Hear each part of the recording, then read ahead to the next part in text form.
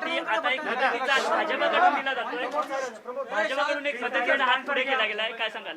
आज भारतीय जनता पार्टी आणि भारतीय जनता युवा मोर्चा मुंबईच्या वतीनं 9 ट्रक्स सगळा जो माल आहे हा पूरग्रस्त भागामध्ये चाललाय। याच्यामध्ये प्लास्टिकच्या चटया आहेत, याच्यामध्ये वेगवेगळ्या प्रकारच्या घरगुती वापराच्या गोष्टी आहेत, अगदी म्हणजे सॅनिटरी नॅपकिन्सपासून तर सगळ्या गोष्टी ज्या तिथे आत्ता आवश्यक आहेत अशा सगळ्या गोष्टी या ठिकाणी पाठवण्याचा प्रयत्न हा चाललेला आहे। आणि असं रोज आम्ही काही ना काही पाठवण्याचा प्रयत्न करू। शेवटी आज मी स्वतः कोकणामध्ये जाऊन आलो आणि अक्षरशः घरामध्ये काहीच उरलेलं नाही, दुकानात काहीच उरलेलं नाही अशी परिस्थिती आहे। त्यामुळे लोकांना मदतीची आवश्यकता आहे आणि म्हणून तिथली जी काही आवश्यकता आहे ती आम्ही समजून घेतली आहे आणि त्यानुसार भारतीय जनता पार्टी मदत करण्याचा प्रयत्न करते। आमचे वेगवेगळे घटक देखील अशा प्रकारे तिथल्या आवश्यकतेनुसार जी काही सामग्री आहे ती येत्या काही दिवसांमध्ये आम्ही सातत्याने पाठवतच राहणार आहोत। आणि मी विशेषतः आमचे मंगलप्रभात लोढाजी असतील मुंबईचे अध्यक्ष किंवा युवा मोर्चाचे अध्यक्ष तेजिंदर तिवाना यांचं अभिनंदन करतो की यांनी या सगळ्या वस्तू मोठ्या प्रमाणात जमा केल्या आहेत आणि रोज हे ट्रक्स ते पाठवत आहेत। उद्या तुम्ही पुन्हा एकदा दौऱ्याला जाताय असं कळतंय, मात्र आजच पवार साहेबांची पत्रकार परिषद झाली। जे या ठिकाणी मंत्री महोदय किंवा महत्त्वाचे जे पदाधिकारी आहेत त्यांनी दौरे करू नयेत, कारण त्यामुळे शासकीय यंत्रणा त्यांच्या दौऱ्यांच्या पाठी लागते, मदत कार्य व्यवस्थित पोहोचत नाही, अशा पद्धतीनं आव्हान करताना पाहायला मिळाले। नाही, मला असं वाटतं की पवार साहेबांनी जे काही आव्हान केलं आहे त्याचा अर्थ आपण एवढाच समजून घेतला पाहिजे की दौरे करताना जे दौरे करणारे आहेत त्यांनी एवढं लक्षात घेतलं पाहिजे की त्यांच्या दौऱ्याचा ताण हा शासकीय यंत्रणेवर येऊ नये। मी तर विरोधी पक्षनेता, आम्ही जातो तर शासकीय यंत्रणा फारशी तिथे नसतेच, कारण सरकारने GRच काढलेला आहे।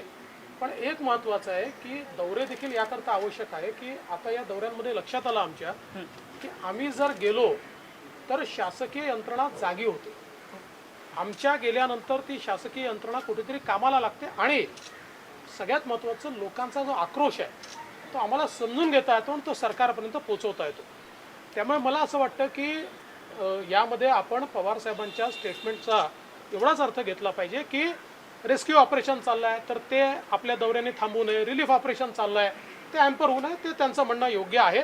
बाकी मला असं वाटतं की विरोधी पक्षनेता म्हणून जो काही दौरा करण्याची आवश्यकता आहे तो मी येत्या 3 दिवसात करणारच। राज्यपालांच्या दौऱ्यासंदर्भात आज एकंदरीत गोंधळ पाहायला मिळतोय। राज्यपालांचा दौरा कितपत योग्य आहे, कितपत घटनेला धरून आहे असं देखील म्हणताना दिसत आहेत। खास करून फक्त आशिष शेलार या दौऱ्यामध्ये दिसत आहेत, इतर कुणी दिसत नाहीये। मुळातच काल राज्यपालांकडे एका कार्यक्रमाच्या निमित्ताने मी होतो, आपल्याला माहिती आहे कारगिल दिवसाचा कार्यक्रम त्या ठिकाणी होता आणि त्यावेळेस राज्यपालांनी चर्चेच्या वेळी मला जे सांगितलं ते असं सांगितलं की माननीय राष्ट्रपतींनी त्यांना सूचना केली आहे की त्यांनी या दौऱ्यावर गेलं पाहिजे आणि त्यांनी त्यावेळेस मला सांगितलं की मी 4ही पक्षाचे जे प्रमुख पक्ष आहेत त्यांच्या एकेका प्रमुख आमदाराला त्या ठिकाणी बोलवलेलं आहे, कारण राज्यपालाचा दौरा हा राजकीय होऊ नये आणि म्हणून सगळ्यांचे प्रतिनिधी सोबत राहावे आणि म्हणून मी 4ही पक्षाच्या नेत्यांना त्या ठिकाणी माझ्यासोबत बोलवलं आहे। आता बाकी इतर पक्षाचे का आले नाहीत हे मला माहिती नाही। आशिष शेलार त्या ठिकाणी गेले आणि त्यात काहीच गैर नाही।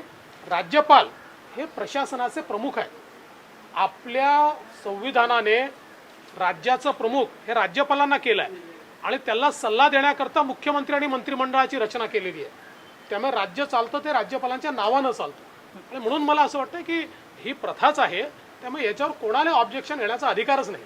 सर, एकीकडे नद्यांचं पात्र जे आहे या पात्रामध्ये अनधिकृत बांधकामं वाढत आहेत हे देखील निदर्शनास येतं, त्यामुळे कुठेतरी पाणी थेट आता शहरांमध्ये येण्यास सुरुवात झाली आहे। राज्य सरकारने संरक्षण भिंत टाकण्याची तयारी दाखवलेली आहे, विरोधी पक्ष म्हणून तुम्ही कशा पद्धतीने पाहताय, खरंच संरक्षण भिंत बांधणं योग्य ठरेल? राज्य सरकारने काय ठरवलं याची मला कल्पना नाही, पण संरक्षक भिंत बांधणं हा काही त्याच्यावरचा उपाय नाही आहे। याचं कारण कसं आहे की भिंत बांधली तरी त्याच्यावरनं हे पाणी येणार आहे किंवा हे आउटफ्लँकिंग करणार आहे, कारण या पाण्याचा वेग आणि दाब इतका प्रचंड आहे आणि हे पाणी पावसाचं नाही आहे। आपण धरणाचा जो विसर्ग सोडतो पाऊस वाढल्यानंतर त्यावेळी चारीकडनं पाणी एकत्रित येतं आणि म्हणून हा एखाद्या ठिकाणी कदाचित भिंत बांधून देखील त्याचा फायदा होईल। पण ओव्हरऑल ज्याचा कालही मी उल्लेख केला की आपल्याला विशेषतः जे आमच्या सरकारच्या काळात आम्ही जो निर्णय घेतला होता की डायव्हर्जन कॅनल्स तयार करून हे पाणी आपल्याला आपल्या दुष्काळी भागामध्ये नेता येईल आणि त्या संदर्भात वर्ल्ड बँकेची मीटिंग झाली होती आणि वर्ल्ड बँकेने तत्वतः मान्यताही त्याला दिली होती। मला असं वाटतं की तो प्रकल्प जर सरकारने पुढे नेला तर लॉंग टर्म सोल्युशन तेच आहे. कारण हे जे काही रन ऑफचं पाणी आहे हे महाराष्ट्र आणि कर्नाटकाच्या हिस्स्याच्या पाण्यापेक्षा जास्त पाणी आहे. त्यामुळे या पाण्याला जर डायव्हर्जन कॅनलमध्ये आपण नेलं तर त्याला म्हणजे कुठली अथॉरिटी देखील चॅलेंज करू शकणार नाही. आणि त्या संदर्भात सगळी तयारी आमच्या मागच्या काळात आम्ही केली आहे. तर तो प्रयत्न जर राज्य सरकारने केला तर मला असं वाटतं त्याचा फायदा होईल. सर, विरोधी पक्ष म्हणून तुम्ही आढावा घेतला असाल, विरोधी पक्ष म्हणून तुम्ही आढावा घेतला असाल, काय नेमकी परिस्थिती सध्याची आहे, पूर्ण परिस्थिती कशा पद्धतीने आहे आणि काय नियोजन करणं राज्य सरकारकडून कमी पडतं असं वाटतं? मला असं वाटतं की पूर्ण परिस्थिती ही बऱ्यापैकी गंभीर आहे आणि नवीन नवीन आव्हान आहे. आज मी असं म्हणणार नाही की राज्य सरकार काय कमी करताय जास्त करताय. आपल्याला सगळ्यांना मिळून या परिस्थितीला सामोरं जायची आवश्यकता आहे. राज्य सरकार जे प्रयत्न करेल त्यात आम्ही देखील पाठिंबा देणार आहोत. जिथे ते कमी पडतात तिथे त्यांना आम्ही दाखवतो की हे अजून अधिक प्रयत्न केले पाहिजे. पण मला असं वाटतं की आत्ता एकतर लोकांच्या मनातलं भय जे आहे ते दूर करावं लागेल. दुसरं ज्याचा मी वारंवार उल्लेख करतो आहे की आपल्याला आपला विसर्ग हा अलमट्टीतून 5 लाख क्युसेक्सच्या वर न्यावा लागतो आणि तो त्यावेळेस त्यांच्या गावांमध्ये त्याच्यामुळे पूर येतो म्हणून ते नेत नाहीत. आणि म्हणून कंटिन्युअसली आपण जर विसर्ग सुरू ठेवला आणि आपल्या पाण्याच्या पातळीची चिंता न करता, कारण शेवटी आपल्यालाही भविष्यातल्या स्टोरेजचा विचार करावा लागतो, पण त्याहीपेक्षा आपण जर हिस्टॉरिकल डेटा बघितला तर हा स्टोरेज आपला कधीच कमी होत नाही. त्यामुळे त्याची चिंता न करता आपण थोड़ा विसर्ग कसा वाढवता येईल याचा प्रयत्न केला पाहिजे. हिंदी में जानना चाहेंगे आज जिस तरीके से आज आप लोगों ने हरी झंडी दी है, क्या देखिए, भारतीय जनता पार्टी मुंबई और भारतीय जनता युवा मोर्चा की ओर से आज कोकण में हम लोग 9 ट्रक सामग्री भेज रहे हैं, जिसमें चाहे चटाई हो, चाहे कंबल हो, चाहे अलग अलग प्रकार से उनकी जीवन आवश्यक वस्तुएं हो, सैनिटरी पैड तक सारी चीज़ें हम लोग जो वहाँ पर अभी इस समय आवश्यक होगी और लोगों को नहीं मिल पाएगी, ऐसी सारी चीज़ें भेजने का हम लोगों का प्रयास है. और ऐसी सामग्री हम रोज़ भेजने वाले हैं. वहाँ से हम लोग फीडबैक लेते हैं. मैं स्वयं भी जाकर आया हूँ किस चीज़ की आवश्यकता है और वो चीज़ें वहाँ जाए, इस प्रकार का हमारा प्रयास है. इसमें बाकी संगठनाएं भी प्रयास करती हैं. हमारा भी एक प्रयास है कि भारतीय जनता पार्टी इसमें मदद करे. दौरे को लेकर के आप भी दौरा करने गए थे, लेकिन दौरे को लेकर आज शरद पवार जी ने सवाल खड़े किए और कहा कि राजकीय दौरे नहीं हों, इससे वहाँ तमाम कठिनाइयाँ होती. मुझे ऐसा लगता है कि शरद पवार जी ने जो बात कही है उस बात को हमने पॉजिटिव सेंस में लेना चाहिए और हमने इसमें से इतनी सीख लेनी चाहिए कि जो दौरे होते हैं उन दौरों से रिलीफ ऑपरेशन जो होता है या रेस्क्यू ऑपरेशन जो होता है उसको छोड़कर अधिकारी आपके साथ ना आए या वो जो ऑपरेशन है वो हैम्पर न हो, इस प्रकार का उसमें प्रयास करना चाहिए. जो बात बिल्कुल सही है. जहाँ तक विरोधी पक्ष नेता के रूप में हमारे दौरों का सवाल है तो मुझे लगता है कि हम लोगों के जाने के बाद एक प्रकार से प्रशासन जागरूक भी होता है, उसको चुस्ती भी दिखानी पड़ती है और लोगों का जो आक्रोश होता है वो आक्रोश हम तक पहुँचता है जो हम सरकार तक पहुँचाते हैं. तो मुझे लगता है कि इस दृष्टि से ये दौरे करते समय ये बैलेंस हम लोगों को स्ट्राइक करना चाहिए. ऐसी जो बात मेरे हिसाब से पवार साहब ने कही वो ठीक है. तलई गांव में जिस तरीके से पहले विरोधी पक्ष पहुंचा उसके बाद प्रशासन एक्टिव हुआ, क्या उसको कैसे? देखिए, ये तो बिल्कुल सही बात है क्योंकि पूरा प्रशासन बैठा हुआ था. ये कह रहा था कि वहाँ कोई पहुँच ही नहीं सकता है, हम कैसे जाएंगे. 18 घंटे तक वहाँ कोई पहुँच नहीं पाया और विपक्षी नेता पहुँच गए और विपक्षी नेता ने वहाँ जाकर वहाँ से प्रशासन के साथ संवाद किया. तो इसीलिए मुझे ऐसा लगता है कि ऐसी सारी सिचुएशन में हर एक का अपना एक रोल है और जिसके कारण हमारे लोकतंत्र में ये सारी व्यवस्थाएं चलती है.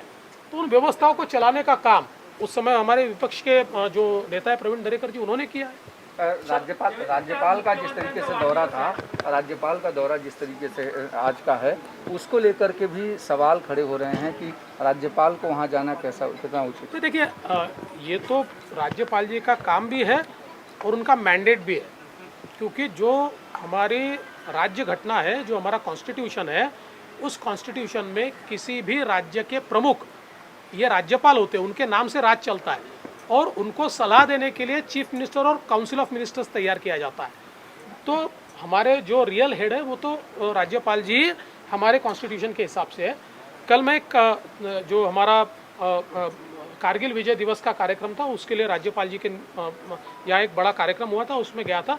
तब राज्यपाल जी से मेरी चर्चा हुई, तब राज्यपाल जी ने मुझे कहा कि राष्ट्रपति जी ने उनको कहा है कि वो एक विजिट करें, इसलिए वो विजिट करने वाले हैं। और उन्होंने ये भी कहा था कि मैंने सारी पार्टियों के एक एक सदस्य को मेरे साथ निमंत्रित किया ताकि ये दौरा कोई राजनीतिक दौरा नहीं हो, लोगों से हम कनेक्ट कर पाए। तो मुझे लगता है उस पर विवाद करना ये मतलब गलत बात। सर, पश्चिम महाराष्ट्र का वाढदिवस आहे, पश्चिम तुम्ही शुभेच्छा दिल्या का? आणि महत्त्वाचं, संजय राऊत यांनी मुख्यमंत्री एक राष्ट्रीय नेतृत्व बनावेत अशा पद्धतीनं वक्तव्य केलेलं आहे। मी माननीय मुख्यमंत्र्यांना फोनवर शुभेच्छा दिलेल्या आहेत, ट्विटरवर तर दिल्याच आहेत आणि निश्चितपणे आजच्या त्यांच्या वाढदिवसाच्या निमित्ताने मला त्यांना शुभेच्छा आहेत की त्यांना जी काही संधी मिळाली आहे त्या संधीचा उपयोग करून राज्याची जी जास्तीत जास्त सेवा त्यांना करता येईल ती करण्याचा त्यांनी प्रयत्न करावा आणि ईश्वराने तसे आशीर्वाद त्यांना द्यावेत अशी ईश्वरचरणी माझी राष्ट्रीय नेतृत्व बनावं असं असं आहे की कुठल्याही पक्षाचा जो नेता असतो त्या नेत्याला राष्ट्रीय नेता बनण्याची संधी असते। त्यांचा पक्ष आत्ता महाराष्ट्रात आहे, त्यांनी तो राष्ट्रात नेला तर ते राष्ट्रीय नेते होतील। त्यामुळे त्या संदर्भात संजय राऊतांनी जर त्यांना शुभेच्छा दिल्या असतील तर ठीकच आहे। फक्त संजय राऊत शुभेच्छा देताना त्यांनी तेवढं राखून ठेवलं असेल की त्यांनी राष्ट्रीय व्हावं पण राष्ट्रवादीपेक्षा छोटं व्हावं। झारखंडमध्ये ऑपरेशन लोटस सुरू आहे। बावनकुळे यांच्या विरुद्ध एफआयआर दाखल झाल्याची माहिती देखील मिळते। फोडाफोडीचं राजकारण सध्या सुरू आहे। बावनकुळेंच्या विरुद्ध कुठलाही एफआयआर दाखल झालेला नाही आणि कालच बावनकुळेंनी स्पष्टपणे सांगितलं की मी झारखंडचा चेहरा देखील पाहिलेला नाही। हिंदी में जानना चाहेंगे, आपने मुख्यमंत्री को शुभकामनाएं दी हैं, लेकिन संजय राउत कह रहे हैं कि वो राष्ट्रीय नेतृत्व करें। देखिए, मुख्यमंत्री उद्धव ठाकरे जी का जन्मदिन है, मैंने उनको शुभकामनाएं दी है। ईश्वर ने उनको एक अवसर प्रदान किया है और मुझे ऐसा लगता है कि उस अवसर का उपयोग करते हुए महाराष्ट्र की वो अच्छे से अच्छी सेवा करे और यही ईश्वर के पास उनके लिए मैं आशीर्वाद भी मांगता हूँ। जहाँ तक संजय राउत जी का सवाल है, उन्होंने जो बात कही है, तो देखिए आज शिवसेना महाराष्ट्र की पार्टी अगर राष्ट्रीय पार्टी बनेगी तो उसके नेता राष्ट्रीय नेता बनेंगे। हाँ, ये बात ज़रूर है कि संजय राउत जी ये कहना भूल गए कि वो राष्ट्रीय नेता बने और उनकी पार्टी राष्ट्रीय पार्टी बने, लेकिन राष्ट्रवादी से छोटी पार्टी बने, ये मन के मन में संजय राउत जी ने बोला होगा। नारायण राणे म्हणाले होते की उद्धव ठाकरे राज्य सरकार व्यवस्थित चालवत असले तर आम्ही वेटिंगवर आहोत। त्याला शरद पवार असं म्हटलेले की भाजपला जनतेनेच वेटिंगवर ठेवलेलं आहे। आता राणे साहेब एक गोष्ट बोलले, पवार साहेब दुसरी गोष्ट बोलले, आता तिसरी गोष्ट मी बोलायची। आज बातम्यांची कमी नाही ना तुमच्याकडे। पण भाजप खरंच वेटिंगवर आहे? आम्ही वेटिंगवर राहत नाही। Subscribe to our channel by clicking the subscribe button. Click the bell button and enjoy the latest uploads from our channel.